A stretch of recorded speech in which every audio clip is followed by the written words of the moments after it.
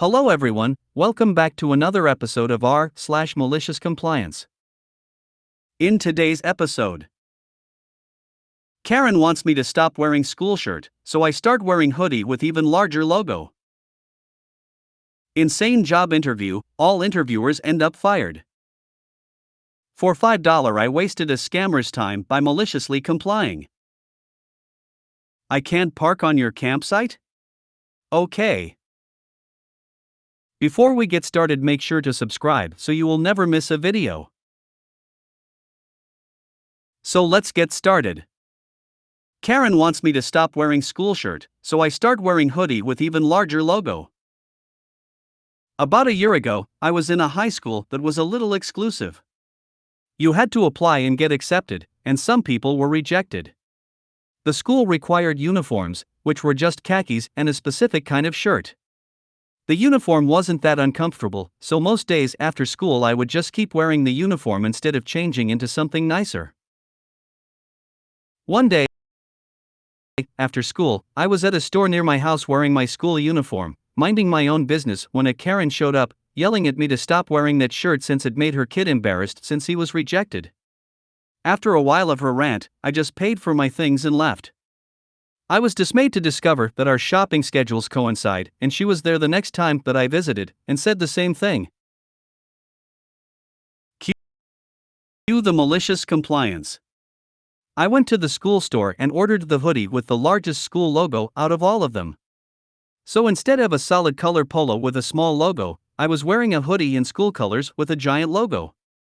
The next time that she asked me to stop wearing that shirt, I just told her that I wasn't wearing that shirt anymore and walked away from her, leaving her still extremely mad. This continued for months until she just stopped going at the same time as me. Insane job interview, all interviewers end up fired. I don't know if it's permitted to name the company here, but I will because I don't care. I've been in the insurance industry, claims, about 15 years now. I'm a licensed multi-state adjuster and risk manager. I worked and studied very hard and climbed the corporate ladder to land myself really nice titles and salaries over the years. COVID hit my area's insurance industry like a sledgehammer. Everyone was laid off/severance/fired, etc. So I went to work for myself during the lockdowns. I kept myself open to work on LinkedIn just in case a nice offer came along. I was contacted by a HR recruiter for Better.com. It's an insurance company offering only homeowners insurance at the time. They were looking for an insurance salesperson. I'm not trying to be snobby here, but I told them I was a bit overqualified for a salesperson role, and I declined. The HR recruiter wouldn't take no for an answer. They assured me I'm a great fit. They offered a nice salary and told me I can work 100% from home and even keep my private insurance consulting business. I honestly tried talking them out of considering me, but they were relentless. The HR recruiter told me that my resume has already been reviewed by everyone there in the sales department and that they want me, the job was mine for the taking. I was finally told by the recruiter to just try us out. If you don't like it, you leave.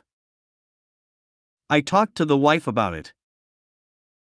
So being that they were letting me keep my business and letting me work 100% remote and my only job was to answer my phone and tell people about their one and only insurance policy, I accepted.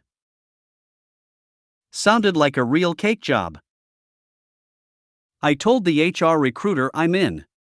The recruiter tells me, okay, now, for a quick interview. I thought you said the job was mine already. Just a formality, she tells me they want to meet you. Fine, I reply, sounds reasonable.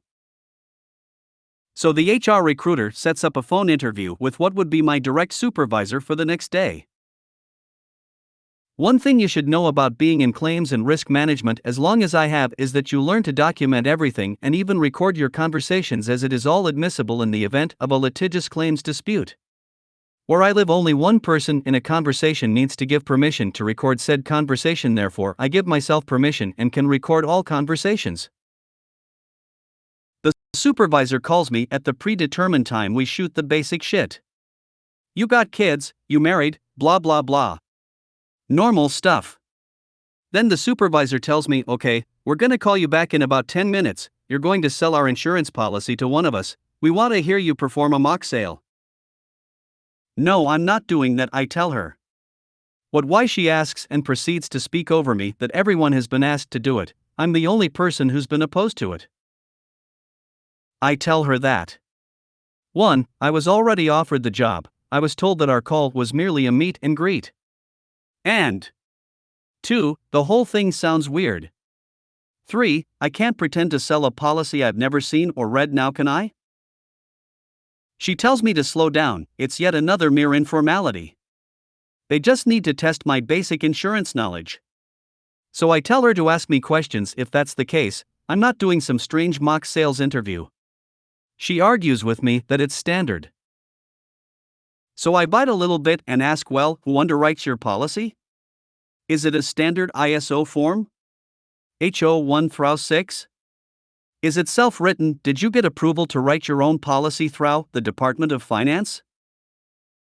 Pure silence. She had no idea what I had just asked her.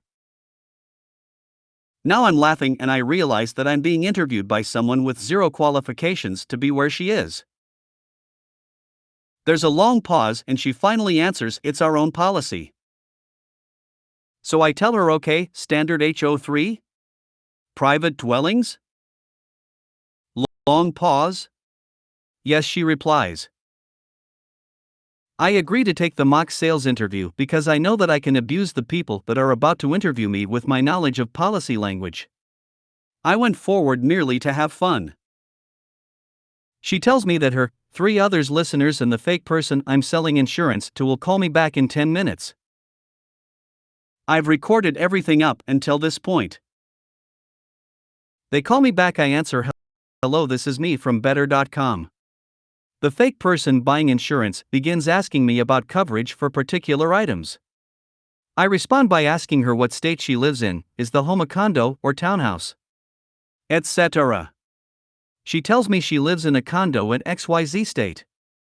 I reply, oh, I'm very sorry, but we don't sell condo insurance here, we only sell HO3 policies. Long pause. One of the listeners speaks up and tells me we sell condo insurance. To which I reply, oh, odd, because MS Direct Supervisor told me you only sell HO3s. Another listener says, what's an HO3? I respond by telling them what an HO3 is, along with more explanations on what an HO 1-8 are. I ask them, you guys work in insurance sales, right? What department do you work in that you don't know what an ISO form is? Silence. I spent about an hour on the phone with these clowns, absolutely schooling them. They keep hitting me with questions, to which my standard reply would be to cite policy language directly from standard ISO forms and then something along the lines of that coverage is available under your HO3 by endorsement. Then I'd ask the listeners, does better.com offer this coverage by endorsement? They always answer yes. These people were way over their heads with me. It was clear that they somehow all landed themselves in positions that they weren't qualified for. The call was brutal. We end the call, and I'm laughing. The HR recruiter calls me and asks how it went. She's just a recruiter, so I knew she wouldn't understand any of the clown show I just put myself through. She tells me that the VP of sales wants to speak to me. I laugh and I'm like, are you sure that fake sales interview did not go well at all? I really don't think he'll be able to work for the people I just spoke with as my supervisors. She tells me no, it was all a formality, the VP wants to talk. OMG. I'm saying to myself, okay, have him call me, I agree. Literally a minute later the VP calls, nice guy, but I'm being humble and quiet with him, I'm turning down the job. I tell him that I'm just not going to be a good fit at his company, and he's like, what are you talking about, look at your resume, you're gonna be great here. Then he goes, oh wait, what the heck? He tells me he just got an email from the hiring committee I did the mock sales interview with and they are recommending to pass on hiring me. I laugh and repeat that I won't be a good fit. He's reading the email out loud and says they're saying your insurance knowledge isn't very strong. Now I get pissed. LOL. So I level with him. I tell him these clowns made me do a messed up mock sales interview and that I absolutely destroyed them in the knowledge department. I go on to tell him that they didn't even give me a copy of Better.com's policy. They don't know what an ISO form is, they don't know what an HO 1 through 8 are. Etc. And here's the kicker. I then congratulate him on getting his own policy past the Department of Finance. I know it's a hard thing to do, most companies just use standard ISO forms and write policies on other admitted carriers' paper. He replies, "What are you talking about? We don't have our own policy. We sell Lemonade's policy." So now I'm like, OMG, buddy, you're in trouble. Your entire sales team I spoke with doesn't even know this. They've been telling me Better.com wrote its own policy. I then tell him that I record all conversations through my office phone line as a standard risk management procedure, and that I would be very glad to share my recordings with him. He agrees, and I send him the files. A week later, he contacts me personally and offers me a job in claims or in their actuarial department. He assured me I'll never have to deal with the sales department again. He thanks me for the information provided.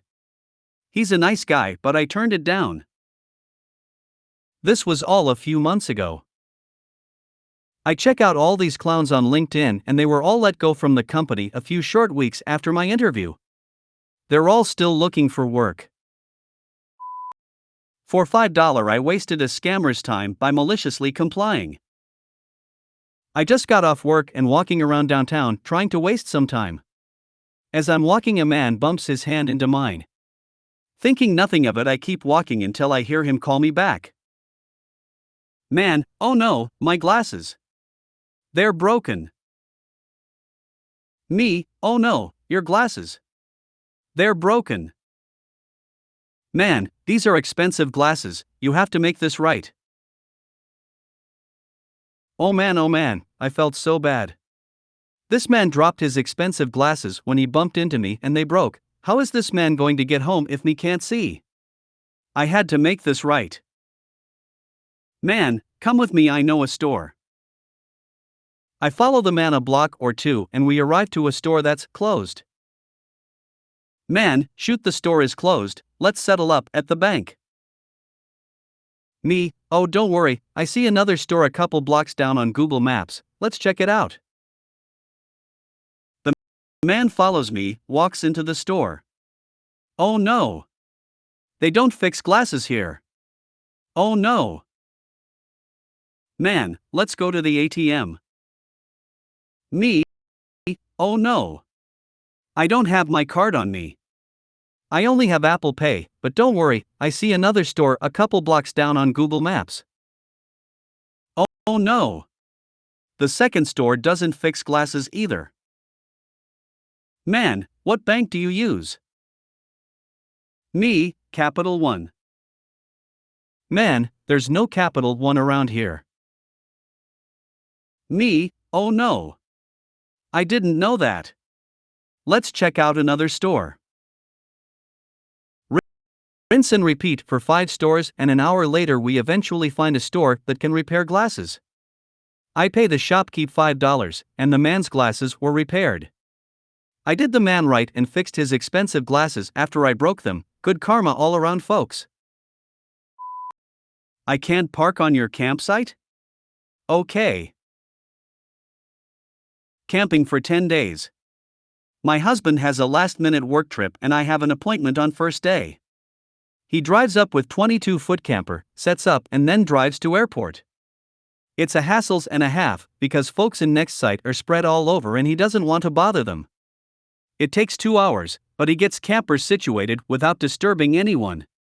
Only thing is, because folks next door are so spread out, there's no place to put our car.